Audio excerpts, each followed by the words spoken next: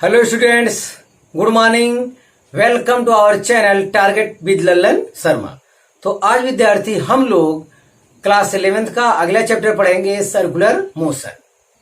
तो circular motion में आप इंट्रोडक्शन में ये समझिए कि आप पृथ्वी गोलाकार माना गया है, इस पर आप चलते हैं, आपकी बाइक चलती है और इतनी लंबी ट्रेन चलती है। ये सब कैसे हो पाता है, ये सब कारण यहाँ पे आपको बताया जाएगा। तो सर्कुलर मोशन करके चैप्टर कंपटीशन में रहता है, लेकिन बोर्ड में जो कोर्स में है वो यूनिफॉर्म सर्कुलर मोशन है। तो आइए देखते हैं पहला हेडिंग, यूनिफॉर्म सर्कुलर मोशन। जब कोई कण, ये 2D मोशन होता है, जब कोई कण वृत्तीय पथ पर एक समान चाल से गति करती है, जब कोई कण वृत्तीय पथ पर एक समान चाल से गति करती है तो कण की इस प्रकार की गति को एक समान वृत्तीय गति या यूनिफॉर्म सर्कुलर मोशन कहते हैं। यूनिफॉर्म सर्कुलर मोशन कहते हैं। यूनिफॉर्म सर्कुलर मोशन में विद्यार्थी स्पीड तो कांस्टेंट रहता है, स्पीड कभी बदलता नहीं है, परंतु प्रत्येक बिंदु पर डायरेक्शन डिफरेंस होने की वजह से उसका वेग बदलता रहता है। वेग बदलेगा तो जाहिर एक एक्सेलरेशन वगैरह होगा, जिसकी चर्चा आगे किया जाएगा। हाँ, तो बहरहाल इतनी जानकारी आपको होना चाहिए यहाँ पे। तो आप देखिए, यहाँ पर वेग वेक्टर v1 लगाया गया है, यहाँ पे वेक्टर v2। डायरेक्शन चेंज होने की वजह से अलग अलग है, लेकिन इनका मान क्या है, कांस्टेंट। वो कांस्टेंट मान कौन है, वो स्पीड है। तो ये यूनिफॉर्म और वृत्ताकार पथ पे चलता है, या ये कहिए या फिक्स पॉइंट्स, हमेशा फिक्स पॉइंट से जो पार्टिकल गति कर रहा है उसकी फिक्स पॉइंट से डिस्टेंस, हमेशा एक पार्टिकल इस प्रकार यूनिफॉर्म स्पीड से गति कर रहा है कि उसकी एक फिक्स्ड पॉइंट से डिस्टेंस हमेशा क्या है, समान है। तो उसे यूनिफॉर्म सर्कुलर मोशन कहते हैं। अगर कोई पार्टिकल फिक्स पॉइंट से कांस्टेंट डिस्टेंस पर गति कर रहा है तो इस प्रकार के मोशन को सर्कुलर मोशन कहते हैं। जब वहां स्पीड कांस्टेंट नहीं रहेगा तो वहां सर्कुलर मोशन कहा जाएगा। जब स्पीड कांस्टेंट रहेगा, डिस्टेंस तो हमेशा कांस्टेंट, फिक्स्ड पॉइंट से पार्टिकल की डिस्टेंस हमेशा क्या है, वो कांस्टेंट रहना चाहिए। तो जाहिर है कि वो पथ कैसा होगा, सर्किल होगा। इसीलिए उसका नाम क्या रखा गया, यूनिफॉर्म सर्कुलर मोशन। यहाँ डिफिनेशन लिखा है, if A particle moves with a constant speed in a circle the motion is called uniform circular motion. चाहिए कहिए, चाहे फिक्स्ड पॉइंट से डिस्टेंस हमेशा सेम रहना चाहिए, और अगर स्पीड भी सेम है तो उसे यूनिफॉर्म सर्कुलर मोशन कहेंगे, और अगर स्पीड सेम नहीं है तो उसे केवल सर्कुलर मोशन कहेंगे। मतलब स्पीड सेम है नहीं है, इस पर गौर नहीं किया जाए तो उसे कहेंगे सर्कुलर मोशन। तो इतनी जानकारी हमें आपको देना था, आप इसे कॉपी कर लीजिए।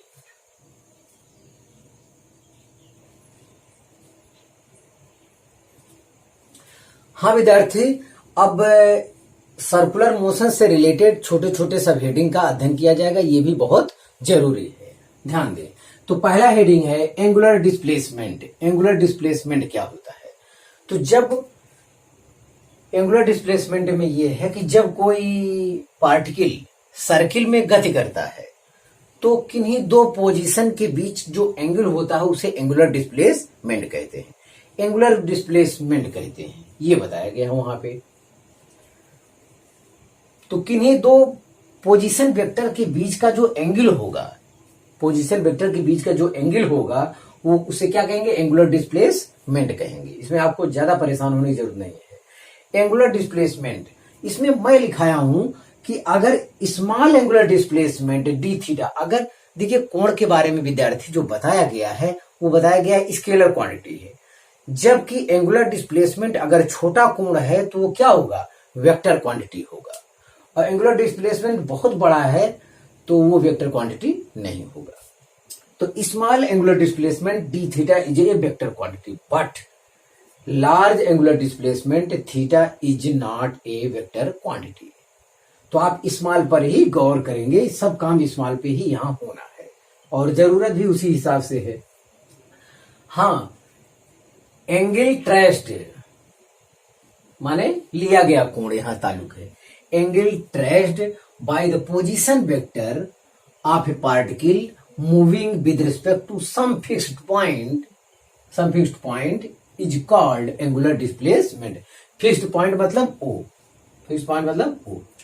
तो हम लोग एंगल के बारे में जानते हैं, एंगल इक्वल टू होता है arc upon radius. Angle equal to होता है कोण बराबर चाप बटे त्रिज्या, हिंदी में angle equal to arc upon radius होता है। तो इसी को स्केलर फॉर्म में यहां लिख रहे हैं, D theta equal to D S upon R. तो यहां पे वेक्टर हम नहीं लगा सकते, वेक्टर सेटिस्फाई नहीं होगा, क्योंकि यहां पर आर वेक्टर जो है इस डायरेक्शन में कार्य करता है, डिस्प्लेसमेंट वेक्टर डीएस इस इधर कार्य करता है। मतलब सर्किल में ये डीएस जो डिस्प्लेसमेंट मिलेगा, अगर वो वेक्टर फॉर्म में लेना चाहते हैं तो डी थीटा कोण छोटा ही रहेगा। डी थीटा कोण क्या रहेगा? अब डिस्प्लेसमेंट किसे कहते हैं? प्रारंभिक तथा अंतिम बिंदुओं के बीच की सीधी दूरी। एक सर्किल में सीधी दूरी क्या बहुत बड़े में मिल सकता है? नहीं मिल सकता। बहुत सीधी दूरी जो है सर्किल में बड़े में नहीं मिल सकता। तो दूरी छोटी रहेगी तो उसके लिए कोण भी क्या रहेगा? छोटा रहेगा। तो ये कोण जो होगा वो एक्सियल वेक्टर होगा, सॉरी डी थीटा जो होगा ये होगा एक्सियल वेक्टर होगा। तो ध्यान दें यहां पे। लेकिन अब हम इसे वेक्टर फॉर्म में लिख सकते हैं, तिर्यक गुणा करेंगे, ds इक्वल टू हो जाएगा डी थीटा इंटू आर हो जाएगा, डी थीटा इंटू आर हो जाएगा। अब ds मेरा ये वेक्टर है और आर वेक्टर ये परपेंडिकुलर हो गया, आर वेक्टर ये आगे जाएगा, ये हो जाएगा और ds इधर जाएगा। अब बचता है D theta. Angular displace right hand palm thumb rule से, राइट हैंड थंब रूल से अगर आप यूं पार्टिकल अगर यूं गति कर रहा है तो ये चीज हम लेंगे, ये जिस दिशा में थंब हमारा वर्क करता है अंगूठा, वही उसके क्या हो जाएगी? एंगुलर डिस्प्लेसमेंट की डायरेक्शन हो जाएगी। तो it is a axial vector quantity. ये हमारा क्या है? एक्सियल वेक्टर क्वांटिटी है। ये अगर इस डायरेक्शन में गति कर रहा है तो यहां क्या होगा? वर्टिकली अपवर्ड इसका डायरेक्शन होगा। ये इस डायरेक्शन में होगा और वेक्टर इस डायरेक्शन में और ये इस डायरेक्शन में, तीनों एक दूसरे के क्या म्यूचुअल परपेंडिकुलर हैं। तो ये क्रॉस प्रोडक्ट का उदाहरण है। वेक्टर आप लोग पढ़ चुके हैं, वेक्टर में ये किसका उदाहरण है? क्रॉस प्रोडक्ट का। तो क्रॉस प्रोडक्ट का मतलब होता है ds is perpendicular D theta, ds is perpendicular vector r। मतलब ds का मान जो है r के भी परपेंडिकुलर है, r के भी परपेंडिकुलर है और डी थीटा के भी परपेंडिकुलर है। मतलब तीनों एक दूसरे के परपेंडिकुलर। तो ये क्रॉस प्रोडक्ट होता है। Cross product vector r equal to है vector a cross vector b। तो अगर इस टाइप से कहीं लिखा है वेक्टर r बराबर vector a cross vector b, इसका मतलब होता है vector r perpendicular vector a and यही vector r perpendicular vector b, ये दोनों के परपेंडिकुलर होता है। इसका ये मतलब होता है हमारे वेक्टर क्वांटिटी में। तो वेक्टर जिनको नहीं मालूम है वो वेक्टर वाले चैप्टर में जाएं और विधिवत अध्ययन करें। और बिना वेक्टर के फिजिक्स क्या है? अधूरा है। हाँ, इसके बारे में ये बताना था। ध्यान दें, इसका जो डायरेक्शन है वो वर्टिकली अपवर्ड होगा। अगर आप यूं गति करेंगे तो इसका डायरेक्शन, ये अपना हाथ है इसे, तो आपका थंब या अंगूठा जिस डायरेक्शन में कार्य करता है, तो राइट हैंड थंब रूल से हम जो है एंगुलर डिस्प्लेसमेंट का डायरेक्शन ज्ञात करेंगे। तो एंगुलर डिस्प्लेसमेंट अगर कोई कहे तो ये कैसी राशि है, तो आप कहेंगे ये वेक्टर क्वांटिटी है। अब इसमें यहां नोट में लिखाया हूं स्मॉल एंगल डी थीटा के लिए वेक्टर क्वांटिटी है, but large angle D theta, अब 180 अंश के लिए वेक्टर क्वांटिटी, बहुत बड़े कोण के लिए ये जो है क्या है? वेक्टर क्वांटिटी नहीं है, ये भी कहा गया है। ध्यान दें। तो जितना हमें वर्क करना है वो डी थीटा करना है और डी थीटा अगर लग गया तो वो केवल और केवल वेक्टर राशि ही है। ध्यान दें। तो और एंगुलर डिस्प्लेसमेंट के बारे में हमें कोई जानकारी नहीं देना है। और आप लोग जानते होंगे angular displacement is a axial quantity और इसकी एंगल की जो यूनिट होती है वो क्या होती है? रेडियन होती है। इट्स यूनिट क्या है? रेडियस। Its unit radius. हाँ, इट्स यूनिट हो जाएगी क्या बोल रहे हैं? Radian. Its unit radian, RADIAN। तो इसकी यूनिट रेडियन होती है। एंगल, एंगुलर डिस्प्लेसमेंट या एंगल, दोनों की यूनिट क्या होती है? रेडियन होती है, ये जानना है। और ये डायमेंशन लेस क्वांटिटी होता है। आप देखिए डिस्प्लेसमेंट का डायमेंशन L, रेडियस का डायमेंशन L कट गया। तो angular displacement is a dimension less quantity. Dimension less होते हुए भी इसका डायमेंशन यूं लिखा जा सकता है M0, L0, T0। इसका इस सिंबल में अगर ऑप्शन में दिया है तो ये भी डायमेंशन लेस का ही एग्जाम्पल है। तो विद्यार्थी ध्यान दें, एंगुलर डिस्प्लेसमेंट का यूनिट रेडियन और ये जो है डायमेंशन लेस क्वांटिटी है। फिर भी ऑब्जेक्टिव वगैरह क्वेश्चन में इस टाइप से लिखा जा सकता है। तो आप इतना कॉपी कर लीजिए।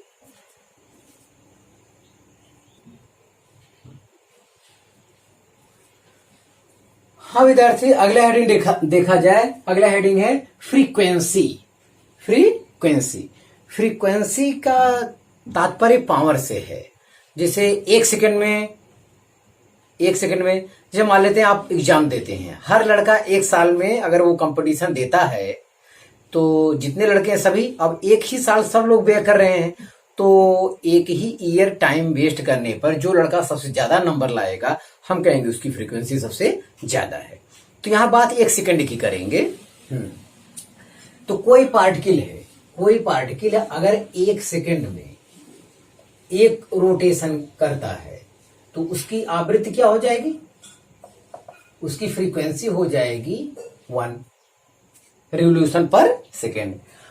अगर एक सेकंड में कोई पार्टिकल सर्किल में 2 चक्कर लगा लेता है, 2 रोटेशन लगा लेता है, तो उसकी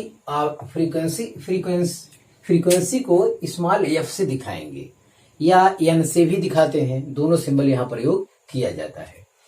अगर एक सेकंड में कोई पार्टिकल सर्किल में 10 चक्कर पूरे करता है, 10 चक्कर कंप्लीट करता है, तो उसकी आवृत्ति क्या हो जाएगी? 10 रोटेशन पर सेकंड हो जाएगी। तो एक सेकंड में किए गए चक्रों की संख्या को ही क्या कहते हैं? आवृत्ति कहते हैं। तो एक सेकंड में जो भी कुछ हो जाए, चक्रों की संख्या, कंपनों की संख्या, अलग अलग चैप्टर में इसकी डिफिनेशन अलग अलग रहेगी। यहाँ चक्कर है, कहीं SHM पढ़ेंगे तो वहां कंपन आएगा, तो अलग अलग नाम हो सकता है, लेकिन मतलब हर जगह इसका सेम है, कहीं कोई दिक्कत नहीं है। देखिए definition, number of revolution per second is called frequency, its unit is revolution per second. चक्कर पर सेकेंड, एक सेकंड में किए गए चक्रों की संख्या को क्या कहते हैं? आवृत्ति कहते हैं। ये है, तो इसकी यूनिट रिवोल्यूशन पर सेकेंड है। It's dimension is T inverse. तो चक्कर की संख्या ज्यादा होगी तो फ्रीक्वेंसी F इक्वल टू जो है, फ्रीक्वेंसी F इक्वल टू होता है 1/T। ये रिलेशन है यहां पे।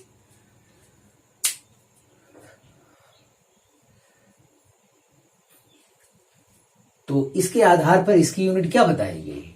T inverse. हाँ, तो ये इतनी जानकारी यहाँ पे है।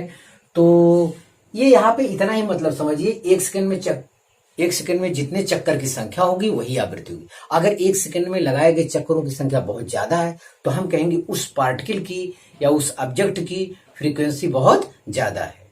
अब एक सेकंड में कोई 10 बार चक्कर लगा लेता है, एक सेकंड में कोई 21 बार चक्कर लगाता है, तो हम कहेंगे कि फ्रीक्वेंसी, इसका मतलब आपको लग रहा होगा कि इसका संबंध पावर से भी, जैसे ताकत लग रहा है, तो एक सेकंड में 10 चक्कर लगाता है तो मशीन ज्यादा शक्तिशाली होगा। जो भी हो, बहरहाल ज्यादा चक्कर लगाए तो उसकी आवृत्ति ज्यादा है, कम चक्कर लगाए एक सेकंड में तो उसकी आवृत्ति कम होगी। बस यही इसका मतलब है। और ये इसका यूनिट होता है revolution per second. Its unit is revolution per second. It's dimension is T⁻⁻1। तो अगर टाइम कम है, कम समय के लिए चक्करों की संख्या ज्यादा हो, इसका रिलेशन उल्टा होता है, F इक्वल टू 1/T होता है। हाँ, और इसी से रिलेटेड अगला हेडिंग है time period. It is the time taken by particle to complete 1 revolution. एक रिवोल्यूशन कंप्लीट करने में जो समय लगता है उसे क्या कहते हैं? एक रिवोल्यूशन, एक चक्कर पूरा, मतलब यहां यही कह रहा है कोई पार्टिकल सर्किल में जैसे यहां से चला और फिर यहीं पहुंच गया, तो इसमें जो टाइम लगता है उसे क्या कहते हैं? Time period. It is the time taken by particle to complete one revolution. तो एक चक्कर कंप्लीट होने में जो समय लगता है उसे टाइम पीरियड कहते हैं। तो यही है। और इस यहां भी फ्रीक्वेंसी और टाइम पीरियड दोनों एक दूसरे के क्या होते हैं? अपोजिट होते हैं। अगर फ्रीक्वेंसी ज्यादा है तो टाइम कम लगेगा, अगर टाइम ज्यादा लग रहा है तो फ्रीक्वेंसी कम है। ये इसका उल्टा रिलेशन होता है। आप ऐसे सोचो, फ्रीक्वेंसी ज्यादा है, फ्रीक्वेंसी ज्यादा क्या मतलब है? 1 सेकंड में 10 चक्कर लगाया होगा, 1 सेकंड में 10। जब फ्रीक्वेंसी ज्यादा रहेगी तो टाइम पीरियड क्या रहेगा? कम रहेगा। फ्रीक्वेंसी ज्यादा रहेगी तो टाइम पीरियड कम रहेगा। फ्रीक्वेंसी ज्यादा मतलब यहां 10 रख दिया, 10 तो 1/10 सेकेंड आएगा इस टाइप से, 1 सेकेंड में 1 चक्कर। तो फ्रीक्वेंसी अगर ज्यादा है तो 1 चक्कर कंप्लीट होने में समय क्या लगेगा? कम। तो उसका उल्टा रिलेशन है, दोनों में उल्टा है। अगर फ्रीक्वेंसी ज्यादा है तो टाइम पीरियड कम लगेगा, और टाइम पीरियड ज्यादा है तो उसकी फ्रीक्वेंसी कम होगी। उसकी फ्रीक्वेंसी क्या होगी? कम होगी। तो टाइम पीरियड की यूनिट सेकेंड होता है, इसका डायमेंशन टी होता है, और उसका उल्टा फ्रीक्वेंसी का होता है। तो इसमें इतनी जानकारी हमें देनी थी। ये परिभाषा आपको हमेशा मिलता रहता है, तो आप इसे कॉपी कर लीजिए।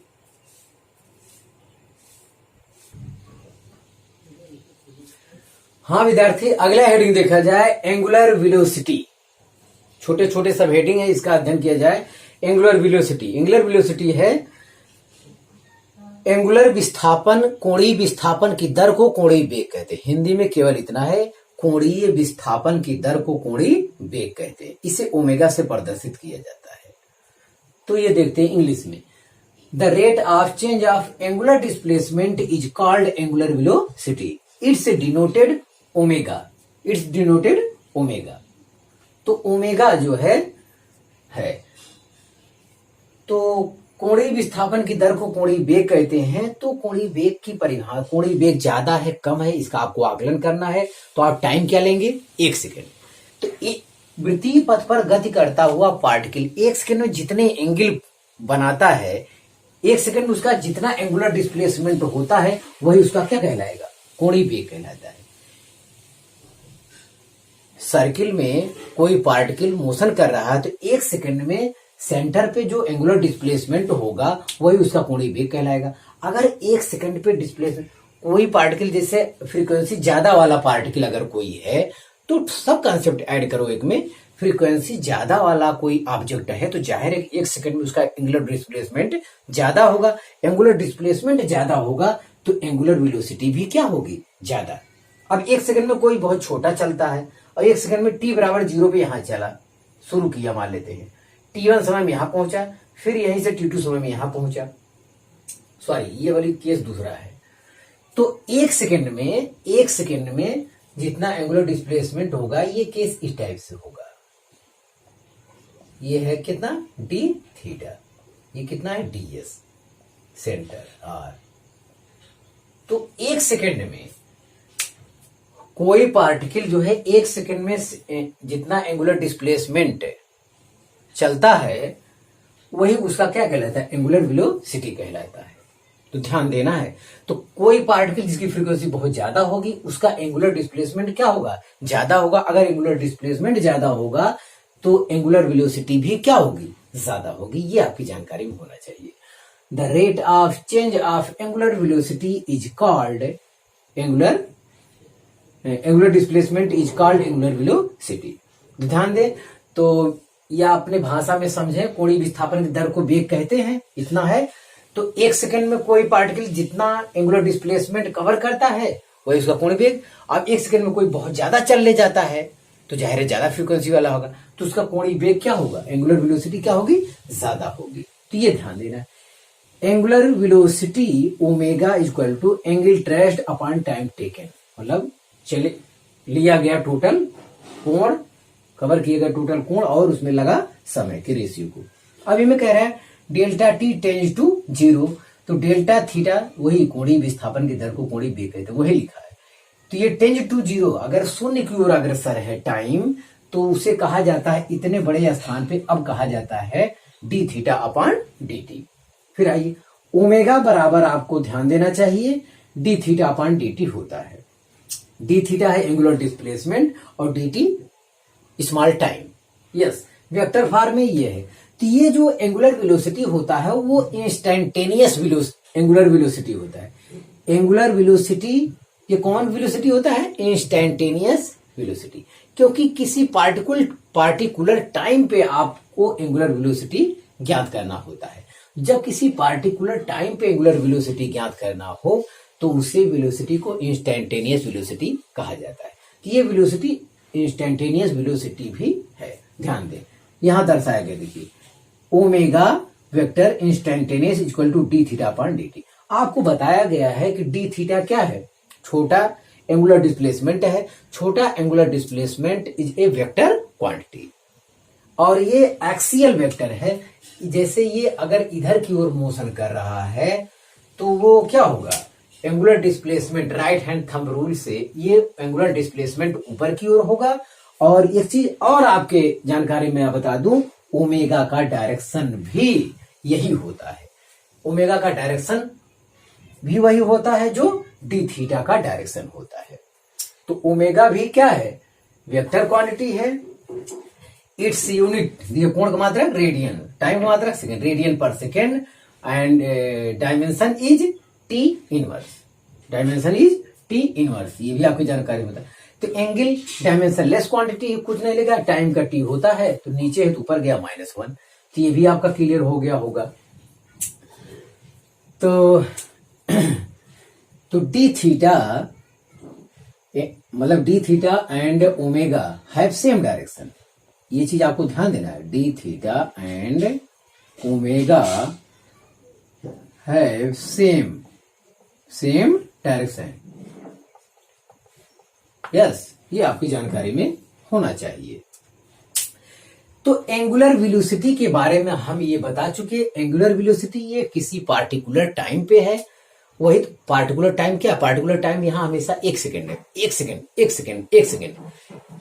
तो सर्कुलर मोशन करता हुआ पार्टिकल 1 सेकेंड में जितना एंगुलर डिस्प्लेसमेंट कवर करता है वही उसका क्या कहलाता है? एंगुलर वेलोसिटी कहलाता है। और 1 सेकेंड हमारे लिए क्या है? पार्टिकुलर टाइम है। तो जाहिर है कि यही हमारा क्या होगा? इंस्टेंटेनियस एंगुलर वेलोसिटी भी है। तो इंस्टेंटेनियस एंगुलर वेलोसिटी के संबंध में इतना। और ये भी ध्यान देना है, इसका ये वेक्टर क्वांटिटी है, इसका डायरेक्शन भी राइट हैंड थंब रूल से लगाया जाता है। आप ये अगर इस डायरेक्शन में प्लेन में मोशन करता है तो इसका डायरेक्शन वर्टिकली अपवर्ड होगा, प्लेन के परपेंडिकुलर वर्टिकली।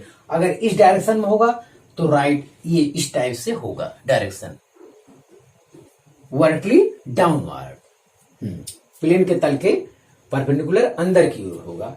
तो ये ध्यान देना है, डी थीटा और D omega right hand thumb rule से इनका डायरेक्शन निकलता है। अब विद्यार्थी इसी से रिलेटेड दूसरा हेडिंग है न्यूमेरिकल हल करने के लिए। ये है एवरेज एंगुलर वेलोसिटी। अगर कहा जाए तो यहां कहेंगे total angle of revolution upon total time taken. ये किसी दो समय पे ज्ञात करना होगा। मान लेते हैं ये पार्टिकल यहां से शुरू किया होगा, t1 समय पे यहां पहुंचा होगा, यहीं से t2 समय पे यहां पहुंचा होगा। अब ये एवरेज, तो हम t1 टाइम पे क्या ज्ञात कर लेंगे? t1 टाइम पे हम ज्ञात कर लेंगे क्या? Angular velocity. फिर ज्ञात कर लेंगे, हाँ, तो एवरेज के लिए ये होता है कि यहां से t1 समय में यहां पहुंचा तो θ1 है, तो यहां से t2 समय में यहां पहुंचा तो एवरेज के लिए t1 टाइम में एंगुलर डिस्प्लेसमेंट ज्ञात कर लेंगे, फिर t2 टाइम में एंगुलर डिस्प्लेसमेंट ज्ञात कर लेंगे। उसके बाद इस फार्मूला का प्रयोग करेंगे। तो θ2 minus θ1 upon t2 minus t1। t2 ज्यादा समय होगा, या change in angular displacement upon change in time ये होगा। तो ये पार्टिकुलर किसी t बराबर 1 सेकेंड इस टाइप के सवाल के लिए आएगा। और ये आएगा t बराबर 0 सेकेंड से 5 सेकेंड के बीच एवरेज एंगुलर वेलोसिटी ज्ञात कीजिए। एवरेज के लिए 2 टाइम दिया रहेगा। अब ध्यान दें, t बराबर 1 सेकेंड से 5 सेकेंड के लिए एवरेज ज्ञात कीजिए, तो t बराबर 1 सेकेंड पर एंगुलर डिस्प्लेसमेंट ज्ञात कीजिए, 2 सेकेंड पर एंगुलर डिस्प्लेसमेंट ज्ञात कीजिए, उसके बाद इस फार्मूले का प्रयोग कीजिए। आपको एवरेज एंगुलर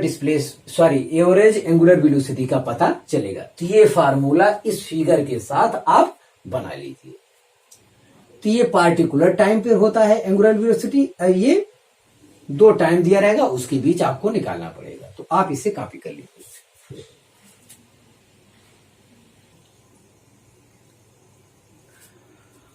हाँ विद्यार्थी, अगला हेडिंग देखा जाए, relation between linear velocity and angular velocity. Linear velocity मतलब जो सीधे चला जाता है उसके बारे में बताया गया है, और एंगुलर वेलोसिटी मतलब ओमेगा, ये बताया क्या रिलेशन है।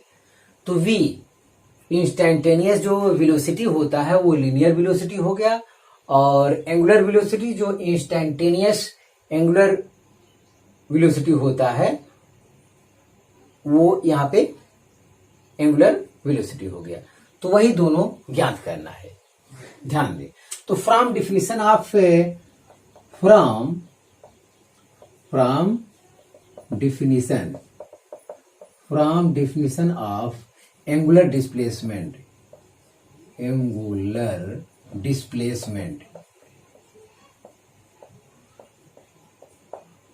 From definition of angular displacement की डिफिनीशन होती है D theta equal to ds upon R होता है। अगर मैं यहां पे वेक्टर फॉर्म नहीं लगाया जा सकता, अब मैं वेक्टर फॉर्म लिखूं, इसे लिखाना चाहूं तो वेक्टर ds इक्वल टू हो जाएगा vector D theta cross R, ये होगा vector D theta cross R. तो यहां कहेंगे differentiation with respect to time. इसका हम t के सापेक्ष क्या कर लें, डिफरेंशिएशन कर लेंगे। तो ये हो जाएगा ds अपॉन dt हो जाएगा, ये हो जाएगा d थीटा अपॉन dt हो जाएगा। ये r जो है क्या है, ये रेडियस r जो है वो कांस्टेंट है। रेडियस r क्या है, कांस्टेंट है, ये कभी बदलने वाला नहीं है, तो उसको पड़ा रहने दो।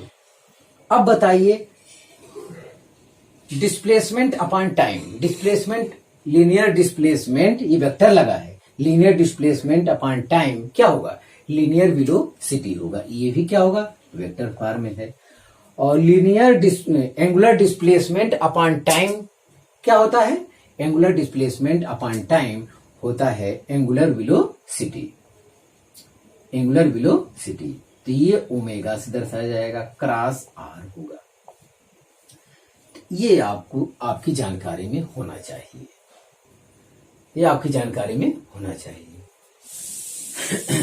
तो this formula is always true, ये क्या होगा, ये दिस फार्मूला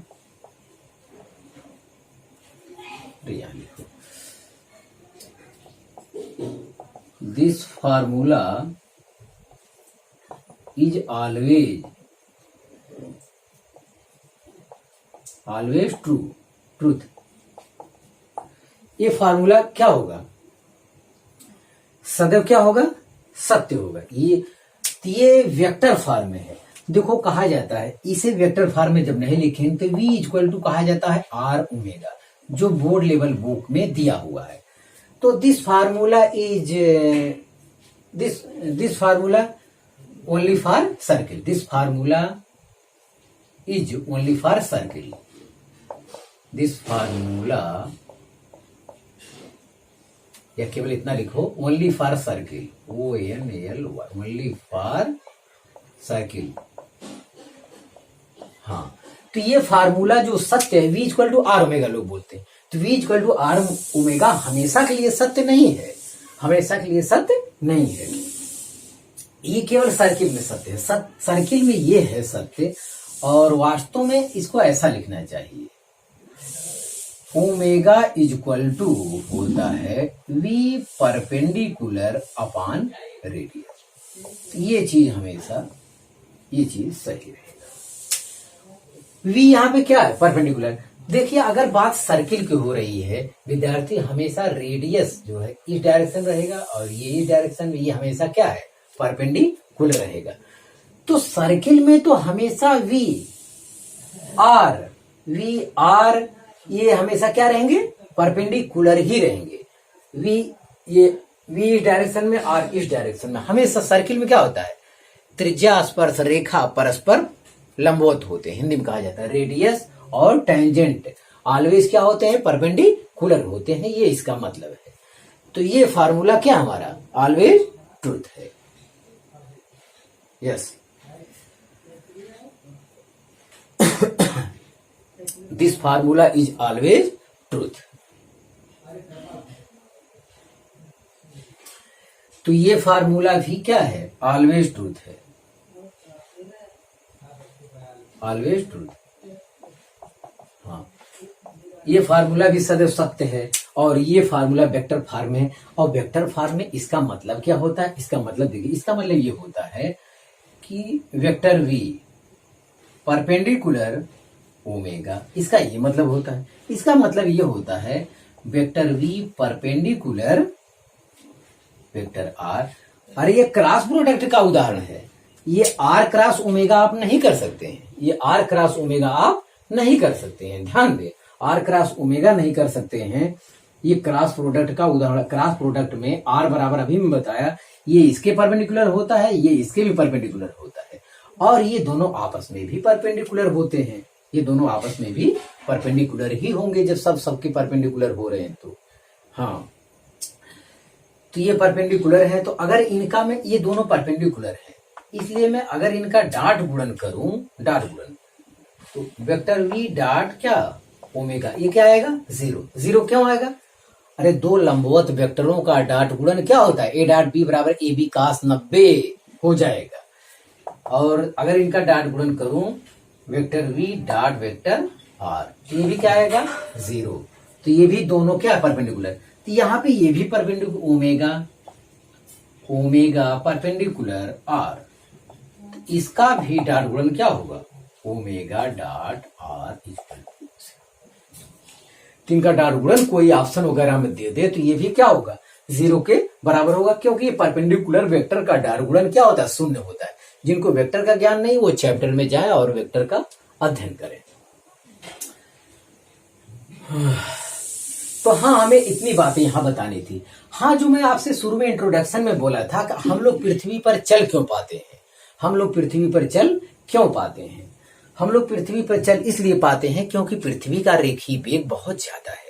रेखीय वेग बहुत ज्यादा है कि क्या मतलब होता है ये आप समझिए।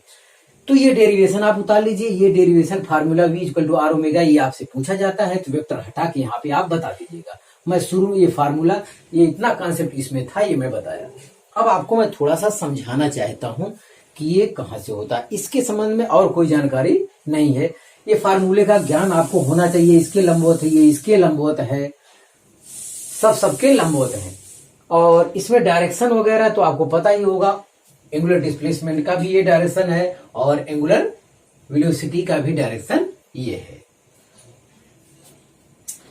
तो v equal to are omega ये रिलेशन है, ये कब वैलिड होगा, केवल सर्किल के लिए वैलिड होगा। और omega equal to V perpendicular upon R या V perpendicular equal to are omega, ये हमेशा के लिए वैलिड है।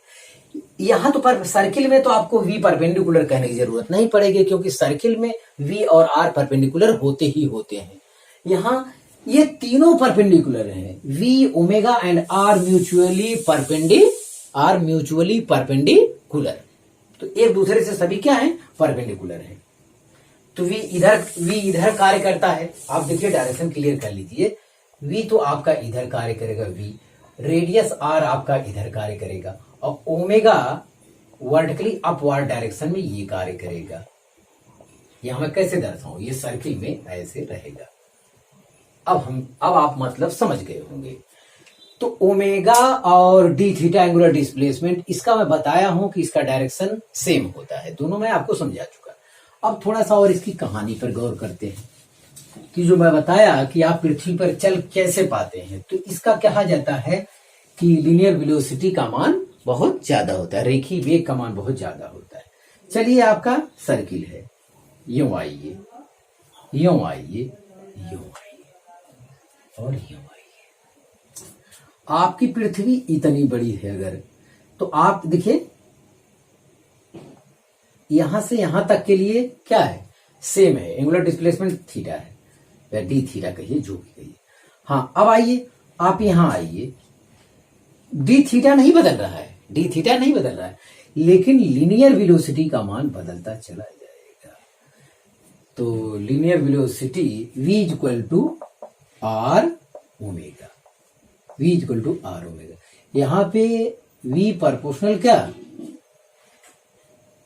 r तो कांस्टेंट रहेगा, r क्या है, r थोड़ी नहीं सॉरी, r भी बदल रहा है, r बदलने से ओमेगा का मान r बदलने से लीनियर वेलोसिटी का मान बदलता चला जाएगा।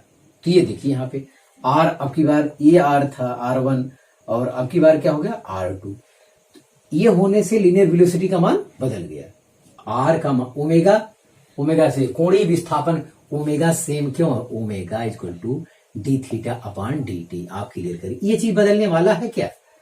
मान लो यहां से कोई चल रहा है, एक ये मान लो डंडा, मान लो कोई लठ, मान लो लठ इतना बड़ा ले लो, ये यहां आया, तो उस पर जितने कण होंगे सब यहां से यहां पहुंच गए होंगे, सब यहां से यहां तक क्या होंगे, पहुंच गए होंगे। जितने पार्टिकल होंगे सभी पार्टिकल यहां से यहां तक पहुंच गए होंगे। तो चलिए ठीक है, पहुंच गए, तो इनका कोणीय वेग क्या है, ये कांस्टेंट है, मतलब v प्रोपोर्शनल क्या यहां हो रहा है, r के हो रहा है। ये तो सबके लिए सेम है यार, कोणीय वेग, कोणीय विस्थापन, यहां से यहां तक पहुंचने के लिए टाइम dt और एंगल डी थीटा हमेशा कांस्टेंट रहेगा। यहां पार्टिकल है तो उसके लिए भी डी थीटा वही है, यहां वाले पार्टिकल का भी डी थीटा वही है, यहां वाला पार्टिकल लेंगे तब भी डी थीटा वही है, यहां वाला पार्टिकल लेंगे तब भी डी थीटा वही है, डी थीटा वही है, टाइम वही है।